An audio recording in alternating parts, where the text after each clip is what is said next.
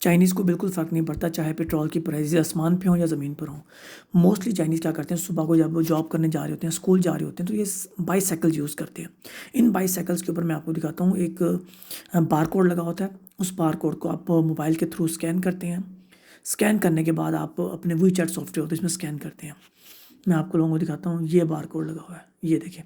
इसके फ्रंट पे भी, हैंडल के दरमियान में भी लगा होता है, और इसके बैक पे भी एक बारकोड लगा होता है। आप मोबाइल के थ्रू आप स्कैन करें और आपको जहाँ जाना है वहाँ जाकर आप ये बाईसाइकिल छोड़ देते हैं। चाइना के ना मुख्तलिफ जगहों पर बहुत करीब करीब हर आधा किलोमीटर के बाद ना जगह बनी होती है जहाँ साइकिल आप जहाँ से उठा भी सकते हैं और छोड़ भी सकते हैं।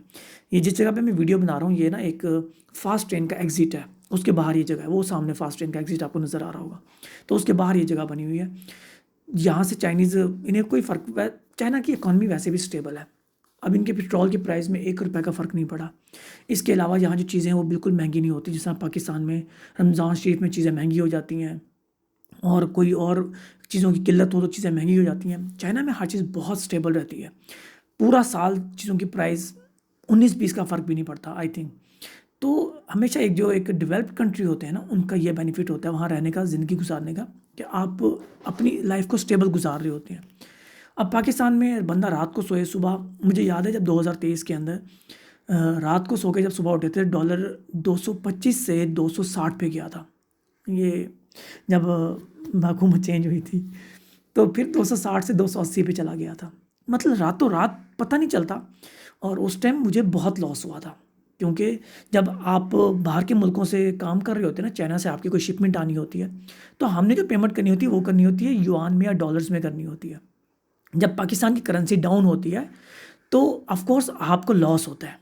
चाहे आपके पास 1 करोड़, अगर वही 1 करोड़ डॉलर्स में पड़ा होगा, आपको कोई फ़र्क नहीं पड़ेगा। अगर वही 1 करोड़ आपके पास पीकेआर में पड़ा है और रातों रात पाकिस्तान की करेंसी गिर गई है, तो ऑफ कोर्स आपको लॉस हो जाएगा।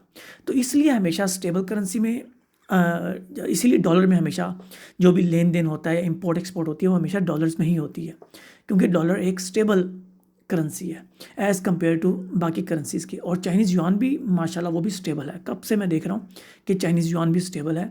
बाकी पाकिस्तान की करेंसी है, वो सुबह कुछ और रेट होता है, रात को कुछ और रेट हो जाता है। कुछ ऐसे हालात चल रहे हैं हमारे मुल्क के। अल्लाह ताला हमारे लिए आसानियाँ पैदा फरमाए और हमारे मुल्क को तरक्की अता फरमाए। ओके जी, टेक केयर, अल्लाह हाफिज़।